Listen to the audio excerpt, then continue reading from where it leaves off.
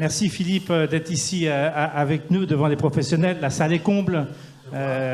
Encore une fois, et ça fait de très nombreuses années qu'Objectif OFP organise cette journée qui fait figure de vrai rendez-vous des professionnels du fret ferroviaire. J'ai 2 messages à faire passer. Le premier, vous l'avez entendu vous-même, Dominique Bussereau, qui a dit beaucoup de bien de ton passage. Quand je dis passage,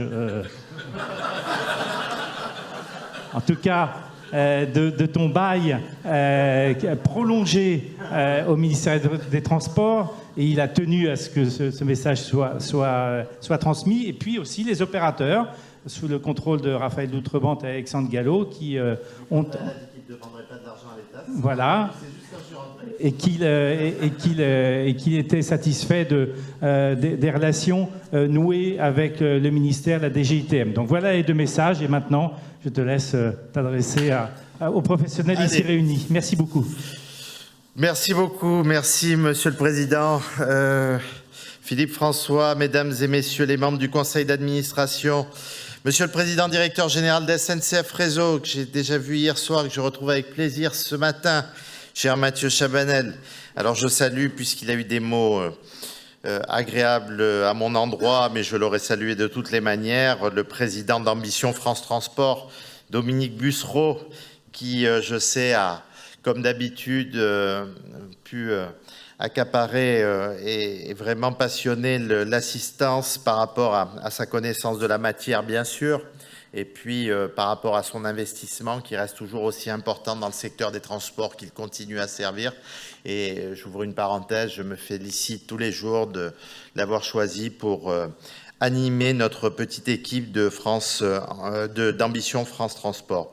Monsieur le préfet honoraire, cher François Philizot, alors je ne sais plus quel numéro encore, c'est le Philizot 1, si c'est le Philizot 2 qui est avec nous, ou en tout cas, plus sérieusement, cher François, je suis ravi de vous voir ce matin, mais je suis surtout ravi de pouvoir vous confier encore une nouvelle mission, parce que, de manière très objective et de la vie générale, et c'est pas Stansard qui est à vos côtés qui va me contredire, vous êtes la référence sur la connaissance du réseau, n'est-ce pas, cher Mathieu? Il connaît encore mieux le réseau que le PDG de SNCF Réseau.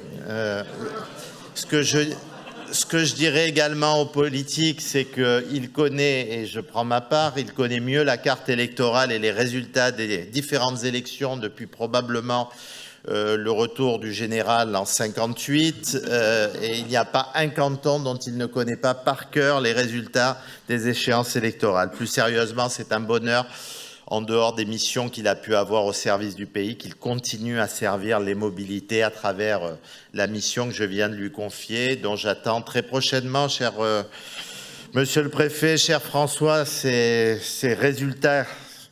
J'étais à l'instant à l'Assemblée pour les questions orales du mardi matin, et les lignes de desserte fine du territoire étaient pratiquement toutes les questions que j'avais la chance d'avoir en tant que ministre des Transports et que j'ai avec beaucoup de courage renvoyé au rapport Philizot. Voilà.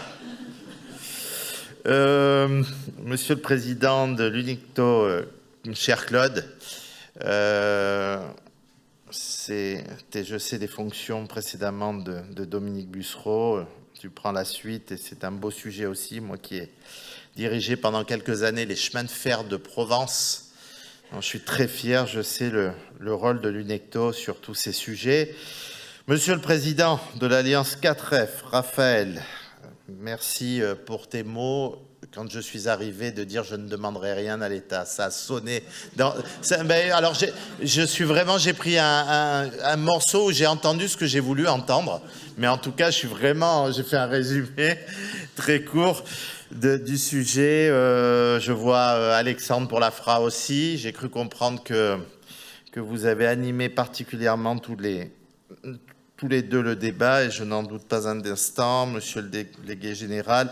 Mesdames et messieurs, chers amis du rail, du fret ferroviaire et combiné, venus nombreux pour cette rencontre annuelle. Un mot d'abord pour vous remercier pour votre invitation et ces échanges passionnants ce matin. Vous avez eu, je le sais, 2 tables rondes, une consacrée au report modal et puis celle-ci sur les suites d'Ambition France Transport. Je présenterai début 2026 au Parlement la grande loi cadre pour les transports. Le Premier ministre l'a confirmé le 15 octobre en précisant, et c'est très important, que ce texte sera examiné en miroir des travaux sur la décentralisation. Avec ce texte, nous allons graver dans le marbre de la loi les conclusions d'Ambition France Transport, la grande conférence de financement des mobilités que nous avons organisée. Je dirais, mamie, que j'ai organisé, que nous avons organisé ensemble, parce que vous avez été, pour la plupart d'entre vous, particulièrement présents, participatifs en termes d'investissement au niveau qualitatif, quantitatif. Et cette conférence qui a été admirablement présidée, je l'ai dit, par Dominique Bussereau. L'ensemble des acteurs du fret a participé activement, assidûment aux travaux de l'atelier, et nous l'avons souhaité, d'un atelier consacré justement au report modal et au transport de marchandises. Je veux être très clair, nous devons renforcer la place du fret dans le transport de marchandises dans notre pays. C'est évidemment absolument clé pour accélérer la décarbonation des chaînes d'approvisionnement et de la logistique. Ça l'est aussi pour désengorger nos routes, les rendre plus fluides et plus sûres. En 2021, avec la loi Climat et Résilience, nous nous étions fixés, pour un des rapporteurs que j'étais au Sénat, l'objectif ambitieux, celui de doubler la part modale du fret d'ici 2030, passant de 9% à 18%. Alors j'arrivais au Sénat, j'étais peut-être encore plein d'utopie, plein de bonne volonté. Je me rendais peut-être pas compte de la difficulté et de l'ampleur de la tâche, mais je ne suis pas un garçon qui renonce facilement. Je sais qu'aujourd'hui, les résultats ne sont pas encore à la hauteur de nos attentes, mais qu'est-ce qu'on fait? On baisse les bras, on recule, je ne sais pas faire. C'est au contraire le moment de redoubler d'efforts. Chaque tonne transportée par rail compte. Dans la loi cadre, nous allons acter une hausse de l'investissement dans les réseaux de transport et notamment notre réseau ferroviaire de l'ordre, cher Mathieu, d'1,5 milliard d'euros par an supplémentaire à compter de 2028. Je me réjouis que tu aies d'ores et déjà lancé 2 contrats d'envergure avec des groupements industriels pour commencer les premiers travaux. Cet effort, nous allons le financer grâce notamment au fléchage, le terme que Bercy ne supporte pas, le fléchage des recettes des péages dans le cadre des futures concessions autoroutières. Une ressource pérenne, une ressource stable qui permet d'accroître l'effort d'investissement sans lever plus d'impôts, sans alourdir la dette. Plus d'investissements pour la régénération et la modernisation de nos infrastructures ferroviaires. C'est un réseau qui est plus performant pour transporter les marchandises. Et c'est donc, in fine, plus d'attractivité pour le fret ferroviaire. Un petit mot sur le PLF, je ne peux pas ne pas en parler. J'imagine que vous l'avez évoqué ce matin. À plus court terme, nous sommes, vous le savez, en pleine période de discussion budgétaire. Enfin, discussion, c'est encore un terme qui n'est peut-être pas approprié parce qu'on entend quelquefois, notamment chez nos amis députés, avec une configuration assez inédite pour ce budget 26, où le Parlement est plus que jamais au cœur de la construction des textes. Pour reprendre les mots du Premier ministre, le gouvernement propose, le Parlement débat, et à la fin, ce sont les députés et sénateurs qui votent, de par notamment la décision du Premier ministre de ne pas utiliser l'article 49-3 de notre Constitution. Nous entamons au Sénat cette semaine la première partie du PLF, celle consacrée aux recettes de l'État pour financer les politiques publiques. Dans un contexte budgétaire exigeant, où chaque euro compte, nous proposons un choix fort, protéger et amplifier notre soutien au fret, qui est un pilier de la transition écologique et de la souveraineté logistique. Parce que chaque wagon qui roule, chaque conteneur qui bascule du camion vers le train, c'est moins de CO2 émis dans nos territoires, c'est moins de camions sur nos routes et plus de résilience dans notre économie. Alors, dans le cadre de ce PLF 26, j'ai défendu avec énergie, je peux vous le dire, j'ai des témoins, celui qui n'a pas de témoins est un menteur, j'ai des témoins. J'ai défendu avec énergie les crédits alloués au soutien du fret. Nous avons ainsi obtenu la préservation de ces derniers, malgré la très forte contrainte budgétaire. Je sais que cette victoire est partagée avec l'écosystème, même si le terme n'est pas terrible, mais en tout cas, c'est celui qu'on va employer, vraiment, vous tous et vous toutes, qui vous êtes mobilisés pour démontrer l'importance économique du soutien de l'État au fret. J'ai eu besoin de vous, vous êtes montés au créneau, les premiers, vous avez utilisé vos contacts au plus haut sommet de l'État pour me soutenir dans mon action et une nouvelle fois, merci de l'avoir fait. On a obtenu un certain nombre de résultats dans le contexte si difficile que l'on connaît. Nous devons continuer à défendre cette position dans le cadre des débats du budget qui se poursuivent au Sénat. Car le fret, plus que les autres secteurs, a besoin de visibilité et a besoin de stabilité pour assurer, bien sûr, les circulations et des marchés sur le long terme. Je continuerai à défendre le fret avec vous dans ce cadre. Et plus que jamais, la priorité collective sur laquelle le gouvernement est mobilisé à 100%, c'est de faire en sorte, et c'est tellement important, que la France dispose d'un budget pour 2026, au plus tard le 31 décembre. Ne vous laissez pas déstabiliser par tout ce que vous pouvez entendre sur tout ce qui aurait été voté en première partie ou qui a été voté en première partie à l'Assemblée, mais qui, pour beaucoup de mesures, n'est pas constitutionnel. Ne pensez pas non plus qu'avec une loi spéciale, la partie est réglée et que tout va rouler très facilement. Non, il faut prioritairement et de manière absolue un budget pour la France avant le 31 décembre. Un budget, une loi de finances, ainsi qu'une loi de finances pour notre sécurité sociale. En résumé, je ne le clame pas sur les toits, mais la réalité est là. Dans un contexte où tous les budgets sont sous tension, notre ministère fait figure d'exception en voyant ses moyens confortés dans la copie proposée par le gouvernement. Ces choix ne sont pas le fruit du hasard, ils sont le fruit d'un dialogue exigeant, et même, j'assume, d'une forte de bras de fer avec Bercy. Surtout, ils s'inscrivent dans une stratégie qui est claire. Je vous l'ai dit à l'instant, stabiliser pour donner de la visibilité aux acteurs et sécuriser les investissements. Cibler les leviers les plus efficaces pour booster la compétitivité et accélérer la décarbonation. Et puis moderniser nos infrastructures, stimuler l'innovation, faire de la France le leader européen d'un fret durable. Je veux ici saluer le travail exemplaire de l'Alliance 4F, dont les initiatives comme le programme Ulysse tracent la voie de l'avenir du fret. Nous nous appuierons sur vos travaux pour aller plus loin, pour aller plus vite. Je souhaite rappeler que grâce aux aides de l'État, le coût de circulation des trains de fret en France est aujourd'hui parmi les plus compétitifs d'Europe, 1,08 € par train-kilomètre contre 2 € en moyenne européenne. Nous avons créé les conditions pour gagner. Maintenant, agissons. 2026 doit être l'année où nous passons à la vitesse supérieure. Alors, Monsieur le Préfet Philizot, je profite de l'occasion qui m'est donnée pour réaffirmer également notre engagement indéfectible en faveur des lignes capillaires, aussi des lignes capillaires fret, un maillon essentiel de notre réseau logistique et de notre souveraineté économique, mon cher Mathieu.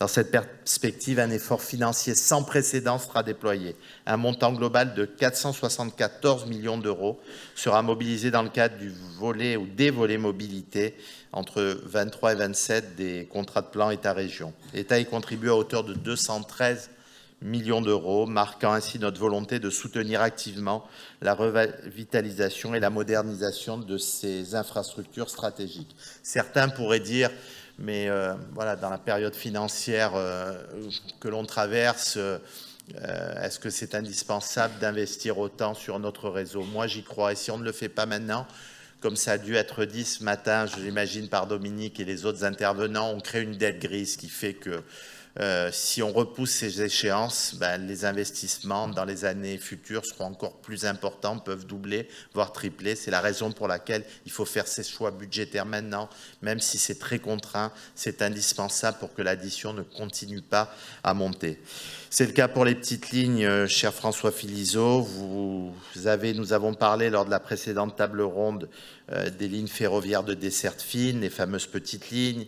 Vous l'avez dit, elles représentent près d'un tiers de nos 28 000 km de voies ferrées. Non, ces lignes ne sont pas les grandes oubliées d'Ambition France Transport. Les conclusions ont justement insisté sur le besoin de relancer un travail de revue générale de ces lignes. C'est d'ores et déjà engagé. J'ai fait appel dès le début du mois de septembre au préfet Philizot pour qu'il conduise ce travail. En février 2020, il avait déjà présenté son rapport, un rapport très utile d'un premier état des lieux. Ces lignes sont historiquement un levier incontournable de l'aménagement et donc pour la cohésion de nos territoires. Il va falloir faire des choix. Regarder finalement l'intérêt socio-économique de chaque ligne et voir où sur les territoires une desserte ferroviaire est pertinente. Et dans ce cas, l'État sera pleinement aux côtés des collectivités et de la SNCF pour garantir la pérennité de ces lignes. Je pense bien sûr aux investissements, cher Mathieu, mais je pense également à l'exploitation avec des matériels qui soient beaucoup plus adaptés. Et avec tout ce que j'ai vu, que ce soit lors des rencontres à Orléans, que ce soit dans les différents congrès de l'AMF, de l'ADF ou de Région de France, on voit que le matériel est en train de s'adapter et nos constructeurs à pouvoir mettre du matériel qui soit plus léger et qui fasse que le référentiel soit beaucoup moins lourd et financièrement apporté pour nos territoires. Mais il faut aussi se donner les moyens de mettre le bon service au bon endroit en fonction des besoins. 6 ans plus tard, il faut que nous étudions l'ensemble des possibilités, des opportunités pour maintenir des transports efficients dans ces territoires et conserver ce maillage territorial efficace tellement important à notre pays, tellement important à la France. On le voit dans toutes les études et vous avez l'occasion pour un certain nombre d'entre vous de les présenter. À chaque fois qu'il n'y a pas de solution de mobilité, c'est là où la colère gronde dans notre pays, où les voix extrêmes se font le plus en plus entendre et voir et quelquefois sentir par rapport à des situations de mobilité qui sont assez désespérantes et qui donnent le sentiment à ces territoires d'être abandonnés. La santé et les mobilités, je pense que ce sont les vrais thèmes qui inquiètent nos concitoyens et qui se disent que quelque part, il y a une France à 2 vitesses selon qu'on habite dans un territoire un peu oublié ou même très oublié comme ils le pensent ou dans une grande métropole. Un mot sur les projets d'infrastructure de fret pour revenir au sujet qui vous intéresse, mais je sais que d'une manière générale, c'est le ferroviaire qui vous intéresse. Je le disais, moderniser et régénérer le réseau existant, c'est indispensable, c'est urgent. Pour accélérer et renforcer l'importance du transport de marchandises par le train de notre pays, nous avons besoin de nouvelles infrastructures d'envergure. J'ai eu l'occasion de le rappeler devant les sénateurs au début du mois. Je serai toujours là pour défendre de grands projets utiles pour nos concitoyens, utiles pour nos entreprises. Je pense au projet de liaison transfrontalière Lyon-Turin qui va permettre le transport à travers les Alpes franco-italiennes de 25 millions de tonnes de marchandises sur les rails. À l'heure où je vous parle, sur les 164 km nécessaires à la partie transfrontalière, près de 45 ont été réalisés, dont près de 19 km du tunnel de base dont la mise en service est prévue à la fin 2033. Je pense aussi à l'autoroute ferroviaire sur la façade atlantique. J'ai eu l'occasion d'inaugurer, qui relie Cherbourg dans le Cotentin à Muguer au Pays Basque, dont, comme je vous l'ai dit, j'ai pu constater la réussite et la belle réalisation de ce terminal de ferroutage. J'y étais au mois de juillet dernier de mémoire. Enfin, pour notre filière logistique, pour qu'elle demeure compétitive, plus que de réglementation, nous avons besoin d'innovation. J'ai lancé cet été l'appel à projet logistique 4.0 de France 2030, mon cher Farès, qui doit permettre de soutenir les initiatives en faveur notamment de la digitalisation des chaînes logistiques. Il est ouvert jusqu'au 16 janvier 2026. À quelle heure? Jusqu'à quelle heure on peut remettre les dossiers? Hein? Midi. Ne vous laissez pas entraîner. S'il y en a qui viennent... Bon, bah. Et si c'est le 16 janvier après-midi, c'est cuit? Bon, de préférence le matin, alors. Allez, au plus tard. Candidatez, chers amis, soyez audacieux. Voilà, je voulais vous dire en conclusion que je suis fier de notre filière, de votre filière du fret ferroviaire. Je suis fier que vous soyez toujours aussi ambitieux, malgré les coups durs que vous ramassez quelquefois. Le fret, je le sais, et j'y crois, de beaux jours devant lui. C'est ensemble que nous le construisons pour avoir un transport de marchandises plus décarboné, résilient, plus multimodal. Et permettez-moi pour terminer et conclure un petit mot personnel. sur deux choses. Quand la question s'est posée de ma continuité au gouvernement, et comme Gilles Dansard l'a dit avec beaucoup de tact tout à l'heure, je suis encore là, oui, cher Gilles, je suis encore là. C'est pas totalement le fruit du hasard.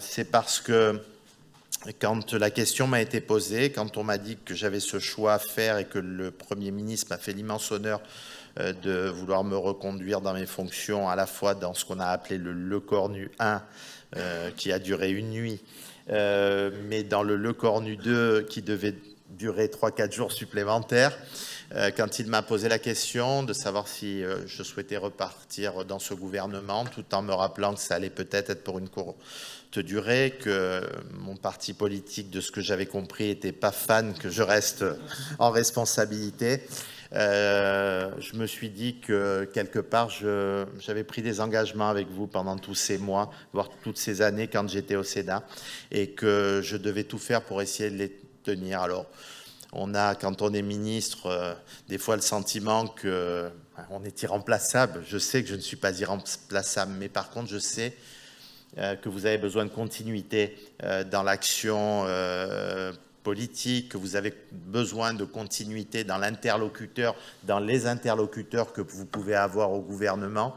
Et puis quelque part aussi, quand le Premier ministre m'a proposé pour les transports d'avoir un ministère de plein exercice qui ne soit pas dépendant, avec toute l'amitié que je leur porte, du secteur de la transition écologique ou du secteur des territoires, de se dire que pour la première fois depuis 1988, il y avait un ministre des Transports de plein exercice. J'ai eu la faiblesse de répondre positivement, et puis à titre personnel, vous imaginez bien que quelqu'un qui vous fait confiance le dimanche soir en vous choisissant parmi les 14 premiers ministres de la République, je ne me voyais pas lui dire le jeudi soir « Écoute, ça va être difficile pour toi, donc bon, je vais attendre de voir comment ça tourne. Si ça marche bien, je viens au gouvernement, mais bon, pour l'instant, j'attends de voir. » Non, je lui ai dit « Si tu t'engages comme tu l'as fait à pouvoir donner les moyens à mon ministère de pouvoir fonctionner, si tu t'engages, et il l'a fait, à annoncer une grande loi cadre au début de l'année au Parlement, je serai de toutes mes forces à tes côtés, quel que soit le prix politique à payer, parce que je sais que j'ai cet engagement vis-à-vis de vous. Et un dernier mot encore, et je pense vous l'avoir prouvé aujourd'hui, certains ont eu la gentillesse de me le faire remarquer, c'est une journée un petit peu spéciale pour moi. J'ai réduit beaucoup mon emploi du temps, j'ai été aux choses essentielles, c'est-à-dire répondre aux questions au gouvernement, au Parlement. Mais voilà, il y a quelques années, mon papa et ma maman ont eu une grande joie à 3 heures du matin, c'est de voir le petit Philippe arriver dans leur foyer.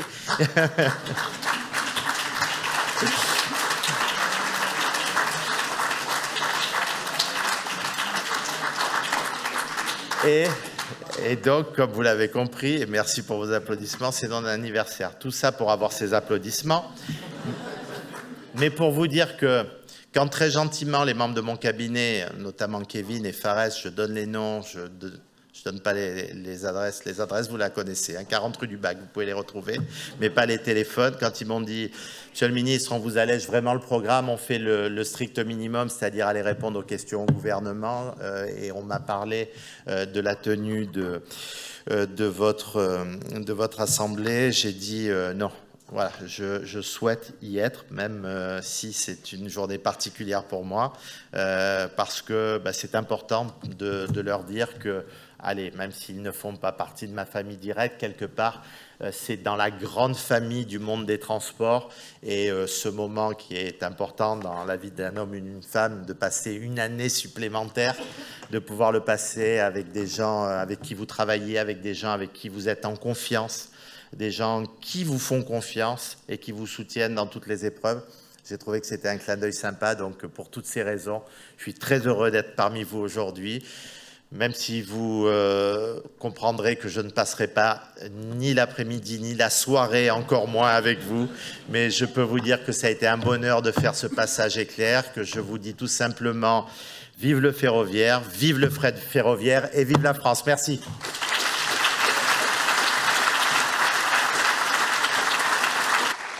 Philippe Tabarot, ministre des Transports.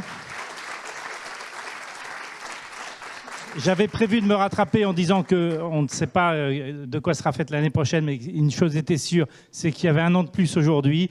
C'est fait. Merci beaucoup. Peut-être une photo avec le président sur scène, le président de Objectif OFP. Et puis merci beaucoup d'avoir rejoint cette assemblée. Je vous donne un mot du programme cet après-midi. 14h30, reprise des débats. Et puis le mot du président à 16h. Et je vous laisse tous les deux pour la photo protocolaire de cette journée OFP.